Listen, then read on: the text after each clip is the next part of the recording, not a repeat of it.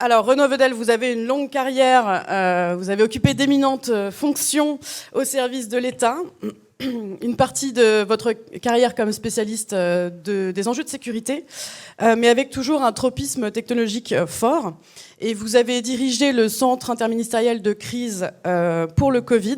Vous avez également été coordinateur national pour la stratégie française dans l'intelligence artificielle. Et depuis le mois de juin, vous êtes le directeur de cabinet de Jean-Noël Barrot, le ministre délégué chargé du numérique. Vous êtes dans cette position incontournable dans l'élaboration de la position française sur l'AI Act et plus généralement sur la politique nationale en matière d'IA. Votre temps est précieux. Merci beaucoup d'avoir pris du temps pour venir intervenir pour la seconde fois lors de cette AI Act Day. Après votre prise de parole, vous avez accepté de répondre à une ou deux questions. Donc, comme je le disais, vous êtes intervenu déjà l'année dernière et vous allez donc nous expliquer ce qui s'est passé depuis un an autour de ces négociations européennes sur la réglementation en matière d'IA. Je vous cède la parole. Merci. Merci, bonjour à toutes et à tous et merci à Impact AI pour cette invitation. La semaine prochaine se tiendra à la Nouvelle-Orléans NeurIPS. Donc c'est la plus grande conférence mondiale en IA. Elle se tient depuis maintenant, je sais pas, 1, 2, 3 décennies, je ne sais plus exactement. 3586 papiers ont été acceptés et on voit bien que l'intelligence artificielle, essentiellement d'ailleurs l'apprentissage automatique, l'apprentissage machine, et notamment l'IA des modèles fondationnels est au cœur aujourd'hui de l'automatisation numérique et du numérique. Et on voit aussi que cette technologie continue de créer beaucoup de courants de recherche. Elle est en construction. Et légiférer pendant qu'on est en construction, c'est un exercice extrêmement compliqué et ce n'est pas le député qui va me contredire. Et donc c'est ça la difficulté de l'AI Act. Car on voit bien qu'aujourd'hui, à la fois dans l'entraînement, il y a énormément de technologies, il y a la question des jeux de données et pour la première fois, la notion de traitement qu'on a inventée avec la loi informatique et liberté, doit se diviser avec une phase d'entraînement et une phase d'utilisation. Et ce ne sont pas les mêmes risques, ce ne sont pas les mêmes enjeux. Et finalement, l'IA, l'apprentissage machine, vise à créer des représentations pour ensuite être appliquées à des choses. Ensuite, il y a la question de chaînes de plus en plus complexes qui se construisent. Et donc, en 2-3 ans, on est passé d'un système dans lequel on voulait réguler des produits et des services avec des systèmes en production, avec une chaîne qui s'est vraiment allongé vers l'amont et d'une très grande complexité avec des responsabilités croisées entre acteurs. Et c'est ça la question des débats qui nous occupent en ce moment. Comment faire en sorte que la chaîne prenne en compte et équilibre les responsabilités des uns et des autres, tout en ne surrégulant pas et tout en ne bloquant pas par de la répétition d'obligations systématiques à chaque étape. On voit bien qu'entre le modèle fondationnel lui-même, le fine-tuning, ensuite l'insertion ou la finalisation dans un ensemble sectoriel, enfin dans la spécialisation sectorielle sur une tâche, ou un ensemble de tâches, ou sur un domaine. Et puis ensuite l'intégration avec d'autres systèmes informatiques, car les systèmes d'IA ne sont pas des machines uniques et autonomes. On voit de plus en plus leur capacité, et ça aussi à NeurIPS ça fait partie des choses, à aller chercher de l'information pour vérifier sur le web, dans des bases de données sécurisées ou humainement maîtrisées. Et donc, le caractère modulaire de l'IA, même si ce sont des très, très grosses machines, ces modèles se retrouvent. Et donc, c'est ça la grande difficulté de l'AI Act, c'est qu'on a un peu l'impression qu'à la fin d'un processus parlementaire qui a donné lieu d'un processus législatif qui a donné lieu à des études d'impact, à des études approfondies, à des études en commission, qu'on met par amendement à haute dose et à marche forcée quasiment une deuxième législation dans la première. Et donc, on caricature un peu la position de la France, de l'Allemagne, de l'Italie, mais le message, en fait, il est assez simple. C'est comment écrire cette première réglementation mondiale, donc sans benchmark, sans recul, avec le nez dans le guidon. Première sans doute en Europe, parce que l'idée qu'on ne reviendra pas sur ces questions pendant 10-15 ans serait absolument folle. Et en même temps, on fait du droit, on fait de la loi. On fait du règlement européen et il y a des règles que parfois dans le débat public on n'entend pas complètement. parce que il y a déjà des règles dans certains domaines. Il y a des règles sur la propriété intellectuelle. Il y a une directive sur le droit d'auteur qui est nécessaire d'être réinterprétée. Il y a également par exemple, un texte important et encore récent, le Digital Services Act, le règlement sur les services numériques, des dispositions sur des contenus synthétiques ou sur des risques de désinformation. Donc c'est pas la peine de répéter ou de changer. Donc tout ce travail de mise en cohérence est très complexe. Et c'est ce qui explique le fait que, à l'aube du 6e trilogue, donc en gros c'est ces rencontres des co-législateurs européens, on en soit encore à discuter de choses importantes. S'il en faut un 7e ou un 8e, pourquoi pas, mais peut-être celui-ci sera conclusif, on verra ça mercredi. Mais c'est normal qu'on prenne le temps de légiférer correctement. Donc les tensions, vous les connaissez. Donc l'AI Act est un texte que la France et d'autres pays d'ailleurs ont soutenu avec intérêt et avec force. C'est un texte qui est à l'origine basé sur la notion de risque, avec 4 catégories. Une catégorie de choses interdites, une catégorie de choses qui ont très peu de risques, et puis entre deux, il y a ce qu'on appelle le haut risque, un haut risque pour la sécurité, puisqu'on a affaire à des systèmes statistiques qui sont instables, produisent des résultats pas toujours scientifiquement permanents, démontrés, il y a des marges d'erreur, il y a des hallucinations, comme on dit. Et donc, il faut, lorsqu'on met ça dans les transports ou la santé, évidemment, prendre des garde-fous. Et puis ensuite, ce sont des systèmes statistiques. Et les systèmes statistiques réduisent des phénomènes, des personnes, des mouvements sociaux à des abstractions. Et on n'a parfois pas envie d'être réduit à des abstractions qui ne correspondent pas aux valeurs de la société, parce qu'il peut y avoir des discriminations. Et ça, c'est toute la réglementation de l'annexe 3 pour l'accès au crédit, à la banque, à l'assurance, à l'éducation, pour les questions d'application du droit policier ou justice. Voilà. Et donc, ça, c'est ce qu'on appelle la régulation par le haut risque.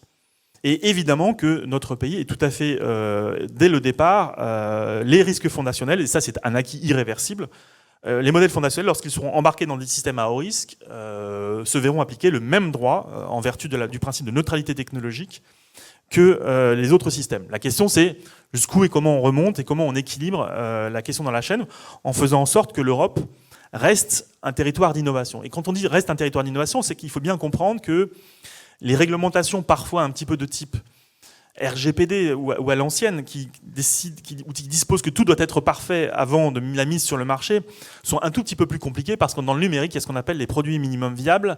Il y a aussi le développement incrémental. Et quand on a affaire à des machines qui apprennent par les données, eh bien, il est très difficile, en termes de compétition et de concurrence, d'arriver avec un produit parfait si on n'a pas un cycle vertueux d'amélioration du produit avec des premiers cas d'usage concrets, réels et des données. Et c'est ça qu'on essaye de préserver aussi avec des notions que la présidence française a souhaité introduire, comme le test en conditions réelles, comme les sandbox, les bacs à sable d'expérimentation. Donc toutes ces choses qu'il faut absolument préserver, car sinon on va tout droit vers un monde, et l'open source aussi, qui est un facteur de compétition. Alors, c'est pareil, il y a des débats sur ces questions. L'open source, c'est pas caricatural, il ne s'agit pas de défendre la stratégie industrielle de telle ou telle entreprise. Il s'agit d'avoir un débat sur le fait que l'open source est un système, et on le voit avec l'AMA 2, qui peut créer une très grande dynamique, et une dynamique qui ouvre un marché, qui crée de la concurrence, et qui fait en sorte que des monopoles puissants ne puissent pas perdurer de manière abusive, autrement que par le talent et le service.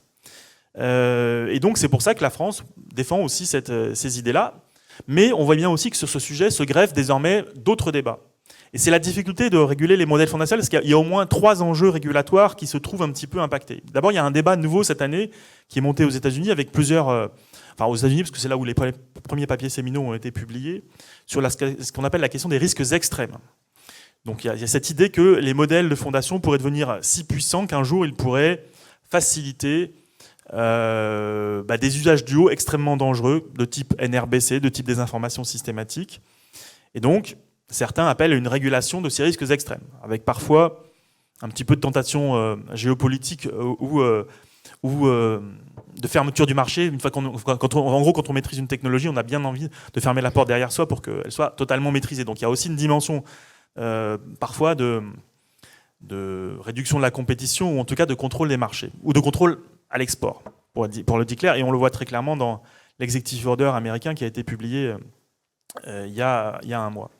Ensuite, il y a un débat classique en Europe désormais avec le règlement sur les marchés numériques, le DMA, un règlement sur le monopole, la compétition, ce qu'on appelle les gatekeepers, les contrôleurs d'accès au marché. Et donc il y a aussi cette dimension, c'est l'idée qu'il faudrait réguler de manière particulière les modèles qui arriveraient à avoir un poids de marché dominant, à la fois parce qu'ils peuvent facilement entraîner la dissémination de quelques risques s'ils sont, eux, très utilisés, et donc pas s'ils ont des défaillances, mais aussi, surtout, parce qu'ils pourraient abuser de leur pouvoir. Et puis après, il y a la réglementation sur les services et les produits dont je parlais. Et donc on voit bien que légiférer avec autant d'objectifs qui appellent des réponses différentes, parce qu'évidemment, quand vous avez des risques extrêmes, la réponse, c'est le contrôle de qui a accès au modèle. En revanche, quand vous avez des risques qui sont des risques de marché ou des risques, il faut les contrôler, mais là, il faut accélérer la mise sur le marché. On a intérêt de continuer à profiter des bienfaits de l'IA pour faire des services et gagner en productivité. Donc les réponses ne sont pas forcément les mêmes. Et donc là, on a une sorte de précipitation temporelle, et c'est ce qui explique, d'autres orateurs vont vous l'expliquer bien mieux que moi, mais de manière beaucoup plus précise. Mais je voulais insister un petit peu sur les enjeux qui se jouent en ce moment sur l'AI Act. Donc, demain se tient le Conseil européen numérique. Mercredi se tiendra le 6e trilogue. Il est probable qu'au mieux, on aboutira à un accord politique ou pas, ou il y aura peut-être ou un rendez-vous ultérieur, et que les travaux se poursuivront, en tout cas au début de la présidence belge. Voilà le best guess, la meilleure anticipation possible de ce qui va se passer. Donc je vous souhaite une excellente journée de travail sur les AI. J'ai toujours plaisir à revenir avec vous depuis maintenant au moins 3 ou 4 ans. Et puis je suis prêt à répondre à une ou deux questions si vous le souhaitez. Peut-être Merci beaucoup. Vous avez évoqué le fait que le trilogue est encore en cours, mais pensez-vous que la position française, qui a été également portée par l'Allemagne et l'Italie, a été entendue? Êtes-vous confiant dans la capacité de conviction vis-à-vis des partenaires européens, vis-à-vis du Parlement? D'abord, il y a eu... après, il y a une partie des travaux ne sont pas forcément intégralement publics, mais il y a eu plusieurs versions successives des propositions, donc elles ont évolué plutôt dans un sens de rapprochement, mais c'est normal, hein. Quand vous avez des co-législateurs, vous avez toujours une tension de négociation politique, c'est comme au niveau national comme au niveau européen. Et donc oui, les positions ont tendance à se rapprocher, et c'est heureux, c'est normal dans un processus, et c'est comme ça d'ailleurs sur tous les textes européens, pour être très honnête. Là, il y a un petit peu de dramatisation, il y a un petit peu de malice de la part de la presse, et c'est bien normal, c'est une forme de spectacle démocratique, c'est ça la délibération, hein, et le débat. Mais oui, je pense qu'on se rapproche en partie. Et notamment, les seuils sont extrêmement élevés sur la question des modèles de fondation. Et la France et l'Allemagne ont toujours su qu'il fallait réguler les modèles de fondation. De toute façon, ils le seront automatiquement, ipso facto, avec le jeu du haut risque pour l'annexe 3 et l'annexe 4. Et vous ne pouvez pas imaginer une seconde que les principaux modèles dont on parle aujourd'hui n'auront aucune utilisation dans aucune des matières que j'ai citées de l'annexe 2 et l'annexe 3. La question qui se joue, donc voilà, ramenons les choses à leur juste proportion. La question qui se joue, c'est dans quelle mesure, avec quel poids et quelle force, on regarde aussi en amont, avec des enjeux quand même aussi de répartition différente des pouvoirs entre la Commission et les États membres, c'est pas tout à fait neutre. Et quand on parle de risque extrême, on parle de souveraineté étatique. Et donc là aussi, je rappelle que la Commission européenne n'a pas de compétences ultra-régaliennes au sens dans les questions de sécurité nationale et intérieure. Donc voilà, c'est aussi pour ça qu'il y a des raisons. Donc tout ça ne sont pas forcément toujours mises en perspective, mais ces tensions obéissent à des principes naturels.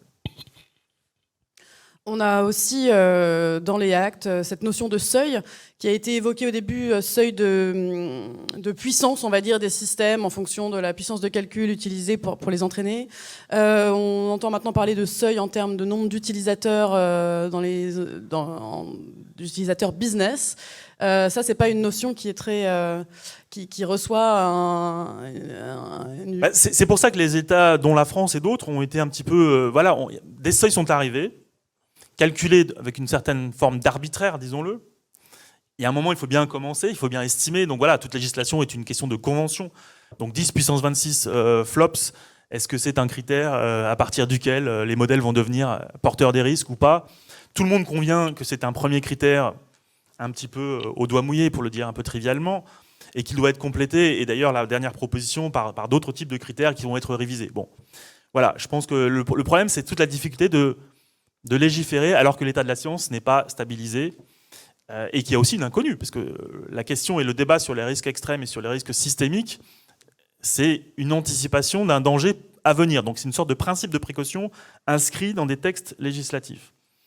Et donc évidemment, prédire l'avenir, c'est toujours plus facile rétrospectivement, donc il faut parfois accepter les conventions. Mais c'est ça qui se joue. Mais on est d'accord. Alors ensuite, dans la dernière proposition de la semaine dernière, toute récente, le seuil systémique, on va dire, par rapport à la position de marché serait 10 000 utilisateurs. Pourquoi, comment, sur quelle étude d'impact? Mais c'est ça la magie du direct, si je puis dire, dans la négociation législative.